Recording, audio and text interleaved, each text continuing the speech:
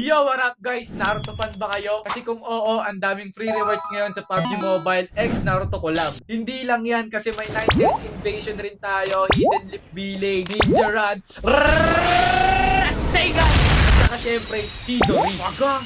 At marami pang iba na Naruto team content. Pero ito talaga yung pinaka-solid guys. Libre lahat nanto. Pupunta ka lang sa event, tapos magka-grind ka lang sa perk exchange. Ayan, kiklaim mo lang lahat yan.